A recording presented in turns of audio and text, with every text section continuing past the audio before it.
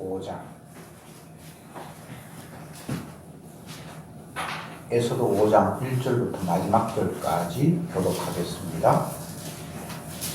1절에 제3일에 에스더가 왕후의 예복을 입고 왕궁 안뜰 곧 어전 맞은편에 서니 왕이 어전에서 전문을 대하여 보좌에 앉았다가 왕은 에스더가 아들의 것을 본즉 심히 사랑스러움으로 손에 잡았던 고물을 그에게 내어오니 에스더가 자리에 가서 고물 끝을 만드니라. 왕이 이르되 왕후 에스더여 그대의 소원이 무엇이며 요구가 무엇이뇨 나라의 절반이라도 그대에게 주겠노라. 에스더가 그때 내가 완료하여 잔치를 베풀었사오니 왕이 선히 여기시거든 하나님과 함께 임하소서. 왕이 가로되 에스더의 말한 대로 하도록 하만을 급히 부르라 하고 이에 왕이 하만과 함께 에스더의 베푼 잔치에 나아가니라. 잔치에 술을 마실 때 왕이 에스더에게 이르되 그대의 소청이 무엇이며 곧 하라겠노라. 그대의 요구가 무엇이며 나라의 절반이라 하더라도 시행하겠노라.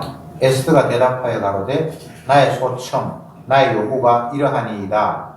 내가 만일 왕의 목전에서 그를 이루고 왕이 내 소청을 말하시며 내 요구를 시행하시기를 선히 여기시거든 내가 왕과 하만을 위하여 베푼 잔치에 또 나아오소서. 내일은 왕의 말씀대로 하리라.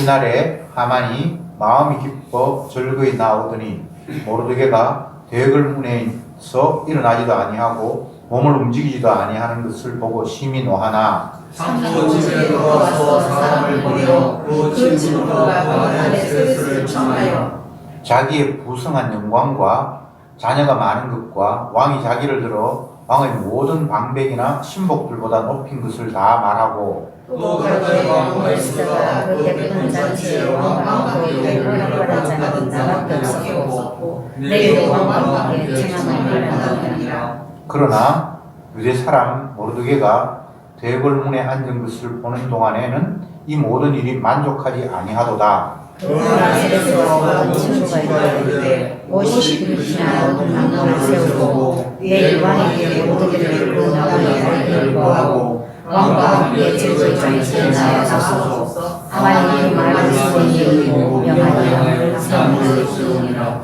아멘. 아멘.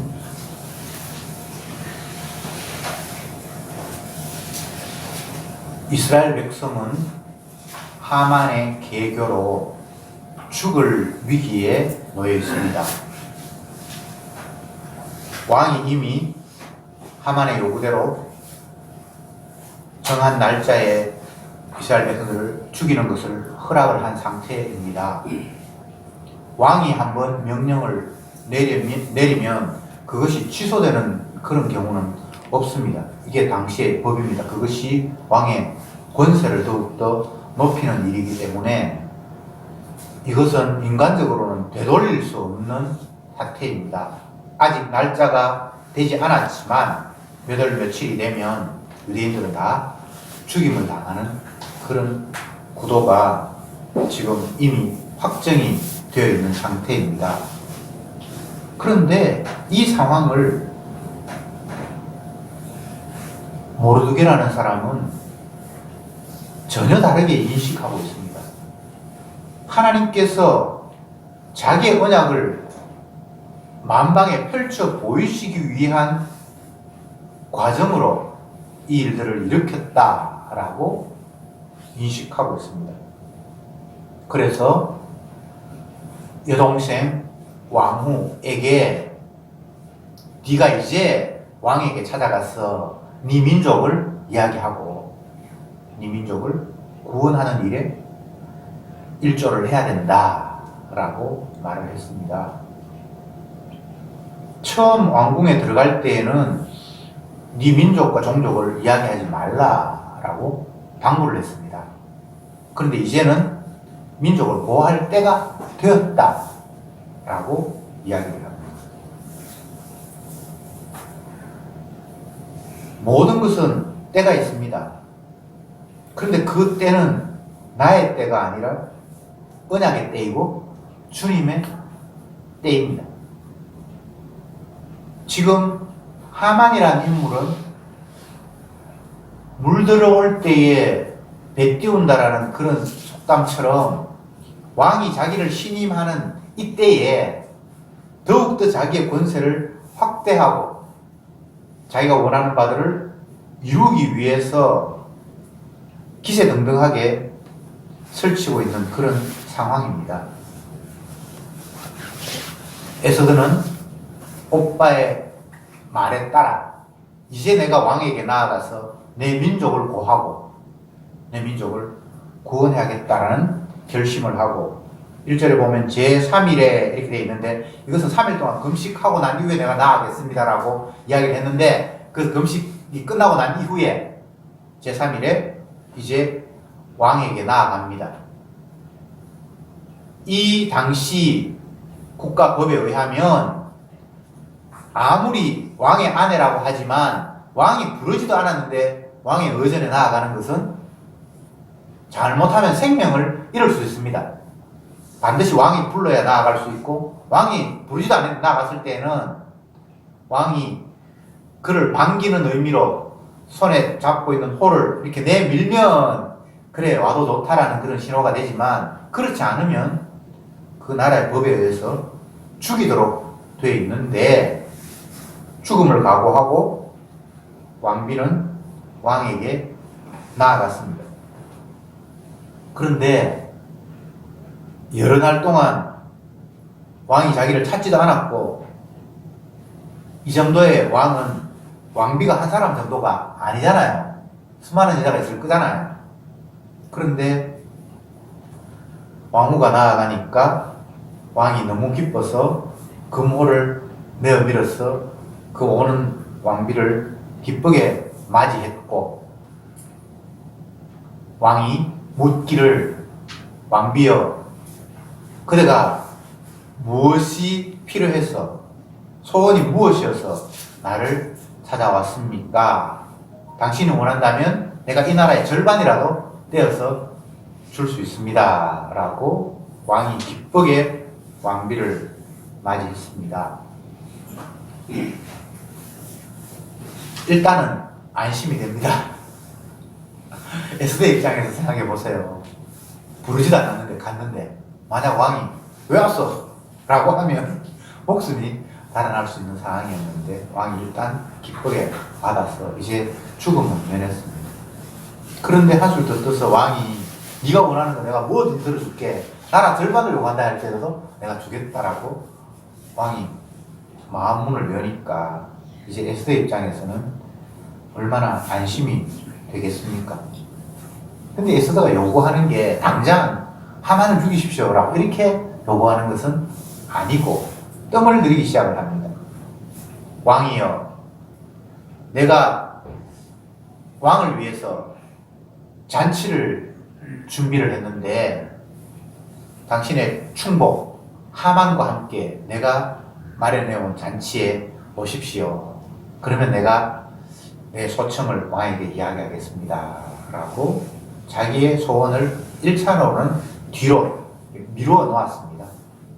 그러니까 왕이 궁금하기도 하고 너무 사랑스러우니까 알겠소 하면서 급히 하만을 불렀고 두 사람이 왕비가 마련한 잔치에 참여해서 건하게 이제 한 잔을 마시면서 흥겨웠습니다. 하만의 입장에서는 정말 더욱더 큰 날개를 달았죠. 왕비마저 나를 왕다음으로 이 세상에 수많은 신하들이 있을 텐데 다 제쳐놓고 왕과 단둘이서 왕비가 마련한 잔치에 초대되었다라는 이 사실 앞에 얼마나 흥분되는지 모릅니다. 너무나 기분이 업됐죠.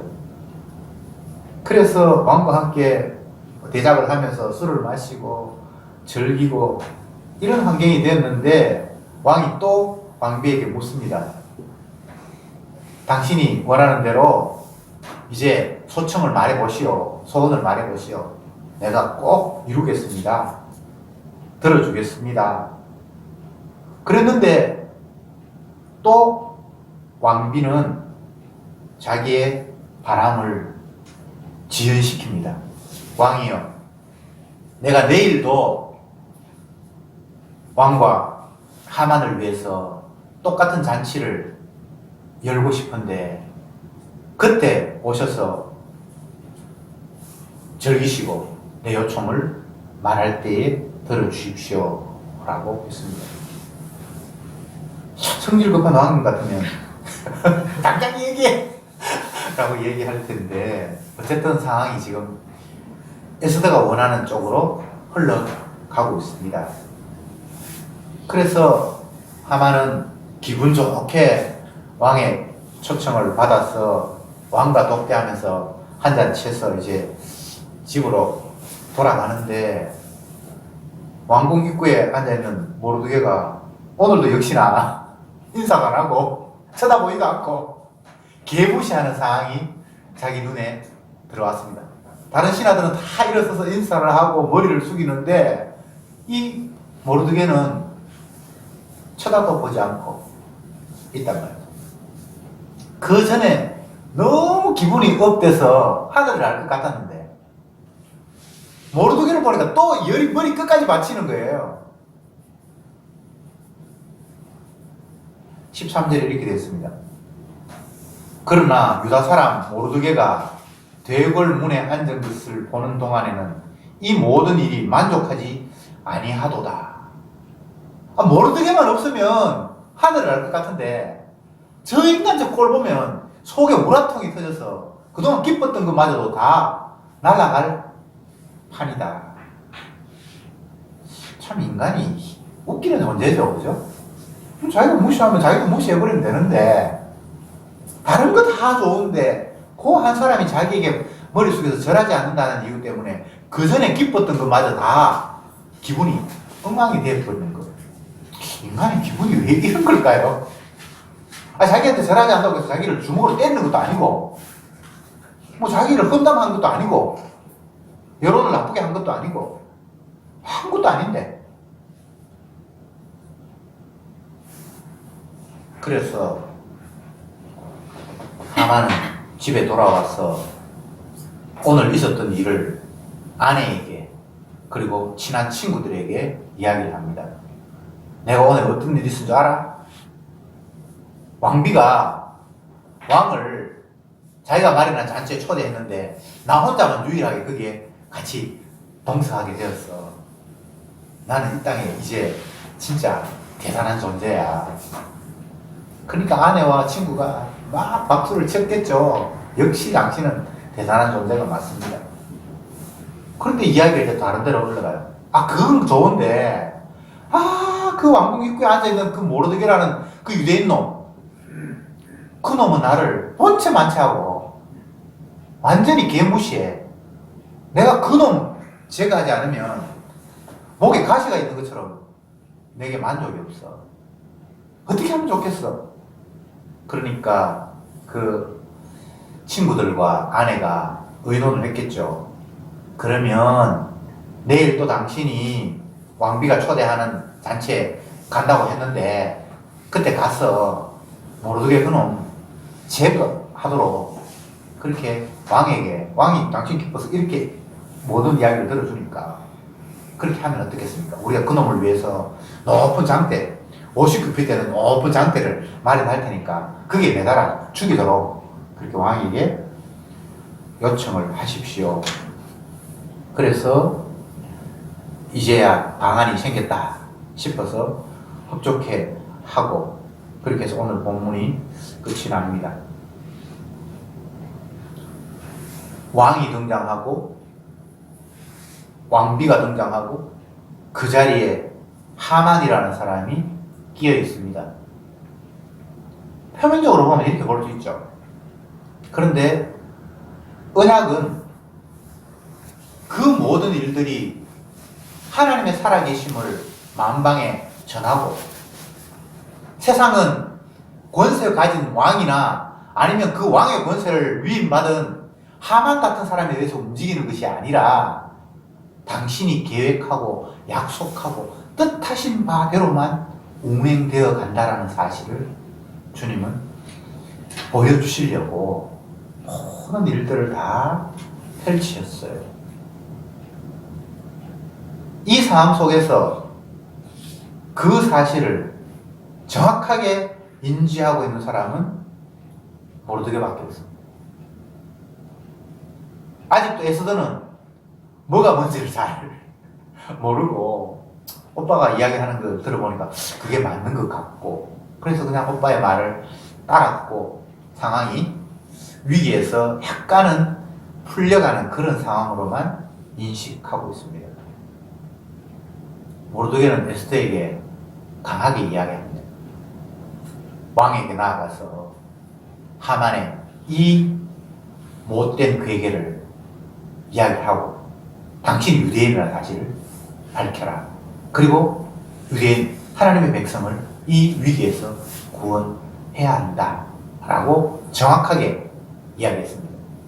왕비가 아니 왕이 부르지도 않는데 왕에게 나아가다가는 목숨을 잃을 수 있어요. 오빠 그래 만약 네가 네 목숨 지키기 위해서 왕에게 나아가지 않는다면 하나님은 다른 방법으로 자기 백성을 구원할 것이다.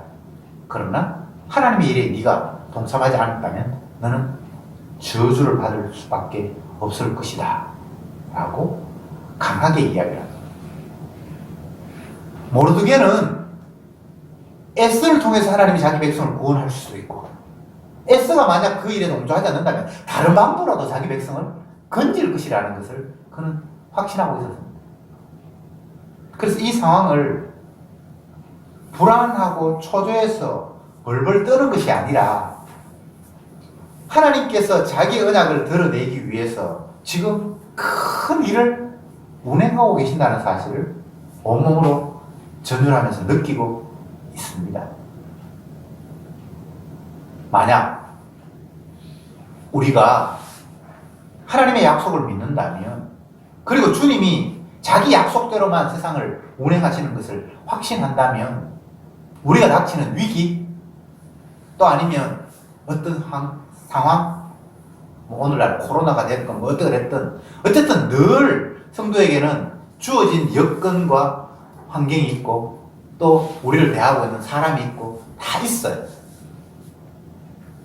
어쩌면 나를 몇 월 며칠 죽이고 내뿐만 아니라 내 일가족, 내 종족 다를 멸망시키는 그 위기를 당한다 할지라도 언약을 믿는다면 그 환경 속에서 잠잠히 주님의 일하심을 기다리면서 더욱더 주님을 바라볼 수 있겠죠.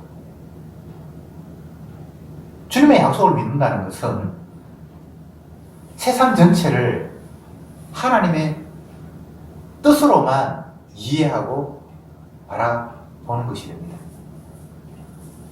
하나님의 뜻 아니고는 그 무엇도 성사되는 바가 없습니다. 이것은 내 유익 때문에 세상이 움직이고 A라는 사람이 움직이고 B라는 사람이 움직이고 내 안에 심지어 내 자신이 나를 움직이는 것이 아니라 하나님이 자기 언약대로만 모든 것들을 이루어간다는 것을 깨닫는 것입니다. 예수 그리스도의 주 되심을 믿는다는 것은 나는 결코 주가 아니라는 것을 인정하는 것이 됩니다. 그런데 우리는 나도 모르는 사이에 자동빵이 되어서 내가 늘 주의 자리에 앉아있어. 지금 하만이라는 인물이 주의 자리에 앉아있잖아요. 뭐 하나도 지금 자기 입장에서는 억울한 게 없어요. 왕비마저 자기를 이 세상에서 가장 괜찮은 사람으로 초청하는 그 상황에서 모르드게가 자기에게 지금 해를 끼치는 거 아니잖아요. 아무것도 아니잖아요. 그냥 기분상 다른 사람 다 절하는데 한 명이 절을 안 해. 좀 찝찝하긴 하지만 뭐 자기를 욕한 것도 아니고 뭐 자기 재산을 축내는 것도 아니고 자기 권한에 험내는 것도 아니고 아무것도 아닌데 그냥 기분이 나빠.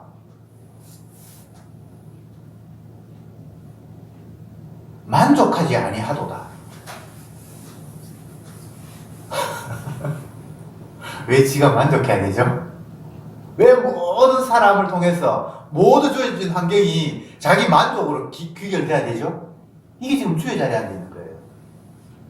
주님만이 만족할 수 있는 분이에요. 만족이라는 표현이 창세기에서는 하나님께서 말씀으로 명하시고 그 명대로 뭔가가 시행이 됐을 때 빛이 있으라 하심에 빛이 있었고 하나님이 보시기에 심히 좋았더라.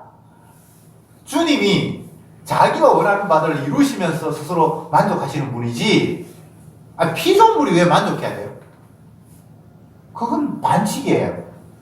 만족하실 분은 창조자 하나님이에요.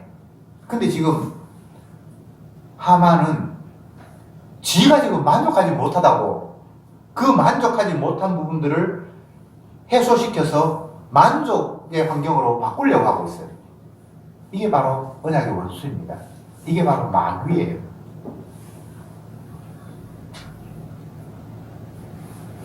모르드게는 하나님의 언약의 편에 서 있고 하만은 언약의 원수의 편에 서 있고 그래서 이렇게 자꾸만 충돌이 일어납니다. 나머지 다 지금 덜러리예요. 뭐가 뭔지도 모르고 그냥 그 거대한 주님의 언약의 소용돌 속에 빨려 들어가고 있습니다. 세상이 이런 식으로 움직여요.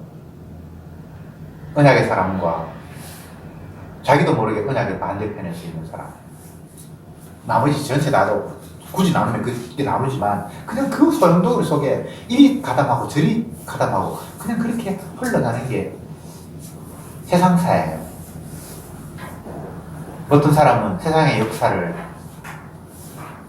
광기와 우연의 역사다 이렇게 표현을 한 유명한 학자가 있어요. 겉으로 보면 언약이 아닌 관점에서 세상을 보면 미친놈에 의해서 움직여가고 또 우연하게 어떤 일 때문에 그렇게 됐다라고 충분히 볼 수 있죠. 근데 세상의 역사는 광기와 우연의 역사가 아니라 언약의 역사입니다. 하나님이 자기 아들 드러내려고 계획하셨던 그 역사 속에 모든 일들이 다 때가 되어서 착착착착착 흘러가는 거예요. 언약을 모르니까 그 일이 우연처럼 느껴질지 모르지만 언약을 알면 필연이에요. 반드시 그렇게 되어야만 하는 거예요. 하만은 반드시 모르드게 앞에서 화를 내야만 하고 그 화가 한 개인에게만 미치는 것이 아니라 그 민족 전체를 말살하려고 하는 쪽으로 흘러가야 하고 그런데 그 일이 결국은 하나님의 원수가 되어서 주님 앞에 자기 자신이 짓밟히는 원수로 폭로되는 쪽으로 일이 흘러야만 하는 겁니다. 예수님이 주가 아니면 누가 주가 돼야 됩니까? 하나님의 아들이 세상의 주인이 아니면 누가 주인이 돼야 되죠? 하나님의 아들 말고 내가 주가 돼야 돼. 그걸 내 아들이 동의하겠습니까? 아내가 동의하겠습니까? 절대 동의 안 해. 내 친구가 내가 주가 되는 걸 동의할 것 같아요? 동의 안 해요. 본인이 주가 돼야 되지. 이 세상은 온통 혼란의 소용돌이 속에서 서로의 힘자랑하느라고 부닥치고 싸우고 우리나라 현재 벌어지는 상황으로 보면 법무부 장관이 힘자랑, 검찰총장이 힘자랑, 대통령이 힘자랑, 또 어떤 정치 세력들이 자기 힘자랑 하면서 한 번은 얘가 이긴 것 같고 한 번은 제가 이긴 것 같고 그렇게 춤추고 있습니다. 다 자기 자신이 주가 되고 싶은 거예요. 그런데 그렇게 돼버리면 그가 바로 언약의 원수, 하나님의 원수 하만의 자리에 앉게 되는 겁니다. 미가야라는 선지자가 성경에 잠깐 나오는데 악한 왕, 북쪽의 대표적인 악한 왕 중에 아합이라는 왕이 있어요. 열왕기에 굉장히 많은 분량을 그 사람의 이야기로 도배되어 있는데 악인의 대표죠, 그죠? 그 사람이 남쪽 왕하고 합쳐서 이방 나라를 치려고 전쟁을 하는데 남쪽의 왕은 그래도 조금 하나님의 뜻을 생각했기 때문에 왕이여, 우리 남북 왕이 합쳐서 이방 나라를 치는 거는 참 좋은 건데 그래도 하나님의 뜻을 물어보고 전쟁에 나가는 게 좋지 않겠습니까? 그렇게 해서 많은 선지자가 이 전쟁에 나가십시오, 이건 하나님의 뜻입니다 라고 얘기를 했는데 보니까 남쪽 왕이 이 선지자라는 사람들이 너무 왕이 하는 일이 아부하는 같은 그런 느낌이 들었던가 보죠. 그래서 남쪽 왕이 북쪽 아합 왕에게 왕이요, 진짜 믿을 만한 선지자가 이 사람들이 전부 다 압니까? 이렇게 물으니까 한 사람, 그 미가야라는 사람이 있는데 그 사람은 뭐 내가 물으면 항상 안 좋은 소리만 해서 내가 안 불렀습니다. 그렇게 이야기를 해요. 그러니까 남쪽 왕이 그래도 그 사람 한번 의견을 들어보는 게 좋을 것 같습니다 해서 미가야를 불러요. 그런데 부르러 가는 왕의 신하가 하는 이야기가 선지자에게, 선지자님 이미 1차로 많은 선지자를 불러서 왕의 의견을 구했는데 다 하나님의 뜻으로 이방 나가서 남북의 왕이 합쳐서 싸우면 이긴다라고 얘기를 했는데 당신도 그렇게 좀 좋게 이야기를 해주시면 분위기상 좋을 것 같습니다 라고 이야기를 해요. 그런데 미가야가 하는 이야기가 내가 하나님이 말씀하신 것, 그것을 말하지 다른 이야기는 할 수가 없다, 딱 잘라 그렇게 이야기를 합니다. 신약에도 이런 표현이 있죠. 베드로에게 예수 이야기한다고 옥에 가두고 매질을 하고 난 이후에 풀어주면서 네가 다시는 예수 이야기 이런 이야기하지 마라. 그럴 때 내가 하나님 앞에 네 말을 듣는 게 옳겠냐, 하나님 말을 듣는 게 옳겠냐, 이렇게 이야기를 합니다. 세상 사람들은 다 분위기 따라서 여론이 그렇게 되니까 당신 혼자 딴소리 해가지고 고난 받아봐야 영향력도 없고 괜히 분위기만 흐트리니까 그냥 여론이 이렇게 되는 대로 그냥 따라가면 좋지 않겠습니까? 그런데 진짜 하나님의 뜻을 받고 전하는 사람은 여론이 어떻든 그거 상관이 없이 주님이 말씀하신 것을 말씀할 수밖에, 이야기할 수밖에 없다는 거예요. 여러분, 세상의 주인이 여론입니까? 힘 있는 사람, 하만이 세상의 주인입니까? 아니잖아요. 그러니까 여론 눈치 볼 거 없고 힘 있는 사람 눈치 볼 거 없어요. 우리가 눈치 봐야 할 분은 오직 예수님 한 분밖에 없어요. 왜? 그분이 주니까. 그분이 자기 원하는 대로 하시는 분이니까. 세상 전체가 다 날라들어도 이 에스더의 지금 상황으로 이야기하면 왕이 인정하고 그래서 모든 사람들이 그 왕의 명령에 복종해서 12월 어느 한 날 유대인을 다 멸할 것이다 라고 했음으로 말미암아 그 말을 다시 뒤로 돌이킬 수도 없는 확정된 상황이라 할지라도 그게 하나님의 뜻이 아니라면 그렇게 시행이 될 수가 없는 거예요.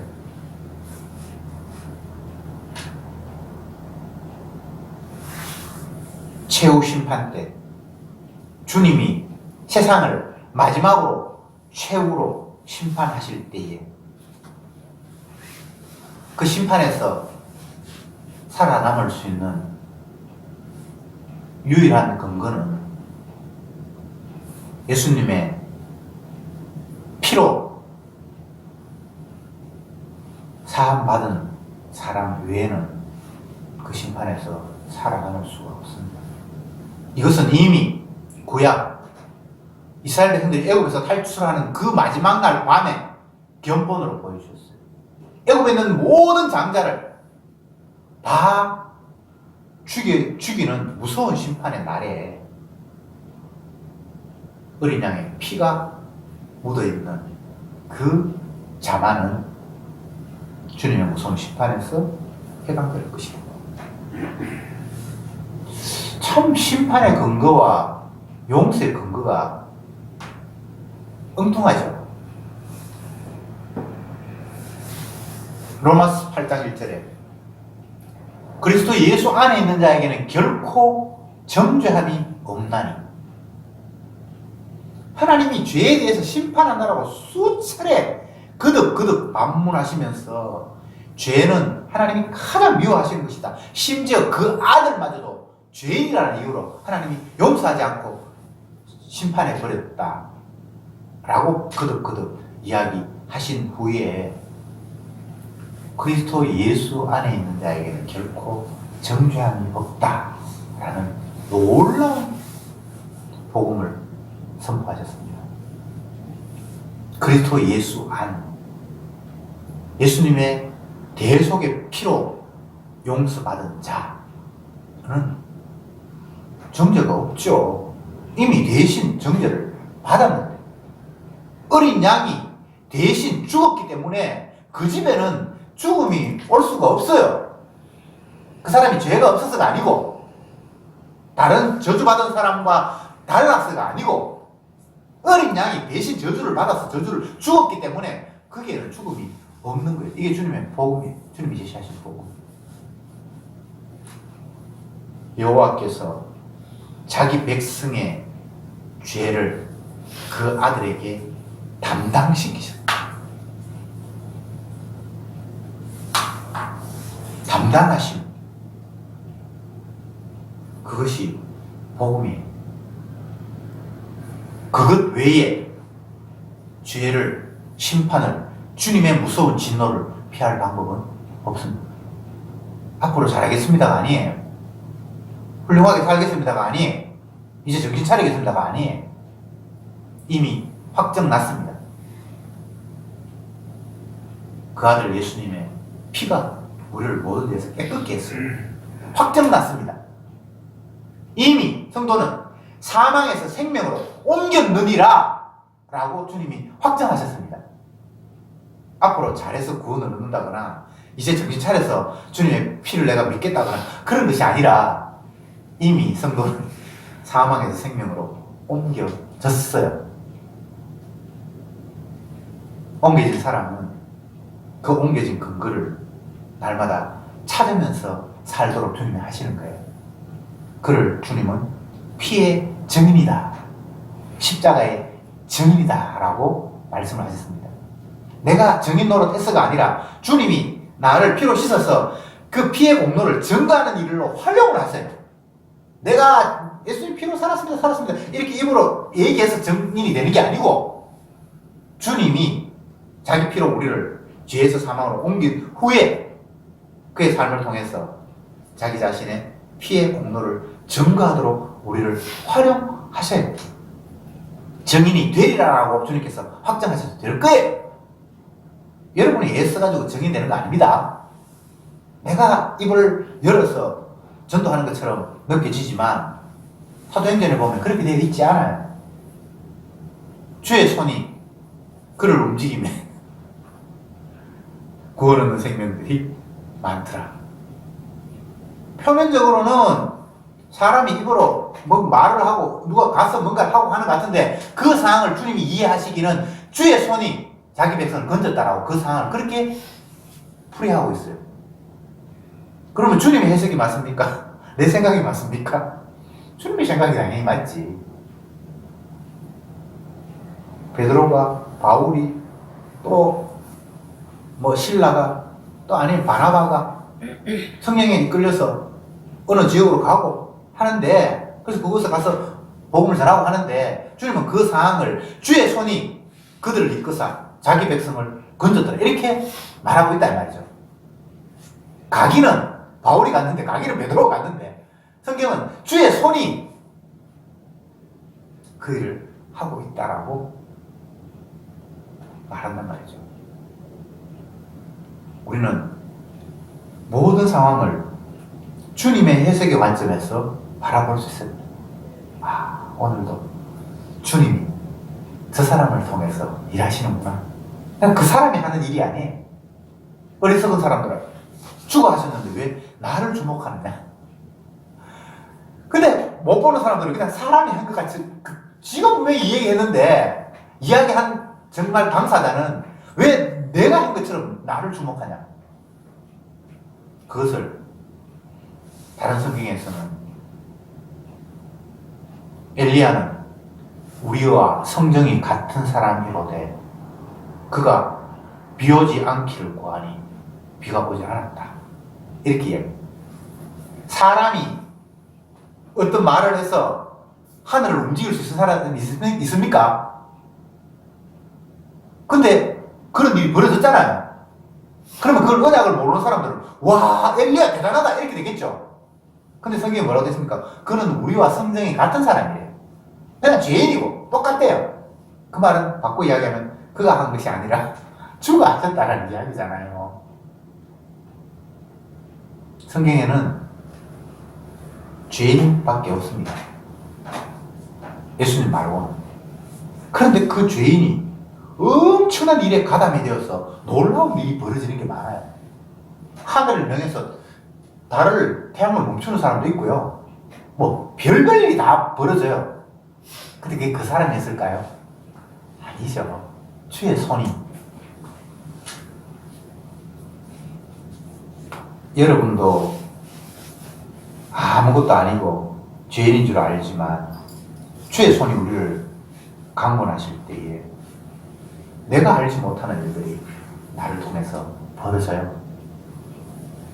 그래서 그는 주의 증인이에요. 내가 한 게 아니에요. 내가 했다고 하면 나는 너무나 부끄러워요. 내가 한 게 아닌데 내가 무슨 재주로 죽은 사람 살려, 내가 무슨 재주로 기도해가지고 하늘을 멈춰 비를 어떻게 내려. 절대 못하죠. 우리 그냥 죄인일 뿐인데 그냥 난 내 욕망, 죽음 앞에 두려워하고 살려고 발버둥치고 배고프면 밥 달라고 하고 하루 안 먹어보세요. 죽을 지경이지. 3년 6개월 동안 흉년이 들어서 선지자들 배 못 받겠습니까? 얼마나 배가 고팠으면 마지막 한 끼 먹고 죽으려고 하는 그 끼어들어가 좀 줘. 선지자의 모습이 얼마나 초라합니까? 근데 주님이 그 환경 속에서 두셨어요. 근데요, 그때만 한 끼만 먹은 게 아니고요. 성경에 보면 그 집에서 오래 그랬어요. 진짜 염치 없죠? 주님이 그런 환경으로 두시는 거예요. 나를 위해서가 아니라 주님의 말씀이 얼마나 신실한가를 보여주기 위해서. 저와 여러분들은 우리의 목적과 만족을 위해서 하는 것이 아니라 하나님의 언약의 신실하심을 도구가 되어서 이 모양 저 환경, 이 환경에 끌려가는 겁니다. 주님의 살아계심, 말씀이 살아서 지금도 움직이심, 그것이 우리가 살아있는 이유예요. 이걸 다른 말로 하면 피의 위력, 피의 혈력, 주님의 십자가의 능력을 보여주기 위해서 저와 여러분들은 끌려다닙니다. 끌려다니면서 다른 사람도 느끼면 좋겠지만 끌려다니는 내가 피의 위력을 날마다 확인하면서 감탄할 수 있길 바랍니다. 기도합시다. 주님, 오늘 이 시간도 다시금 말씀을 통해서 주님의 주되심을 확인할 수 있게 되어 참으로 감사합니다. 언약을 모르는 죄인들은 눈에 보이는 것, 손에 가진 것이 전부인 것처럼 생각하고 또 자기 만족을 위해 모든 것들을 움직여야만 직성이 풀리는 그런 자입니다. 그러나 그런 삶 자체가 언약의 원수가 된다는 사실을 오늘 말씀을 통해서 확인했사오니 내 만족, 내 기쁨 추구하며 살아가는 것이 아니라 하나님의 약속이 얼마나 신실하게 성취되어가고 힘있게 이루어져 가는가를 보면서 감사, 찬송하는 저들이 되게 하옵소서. 예수님의 이름으로 기도드립니다. 아멘.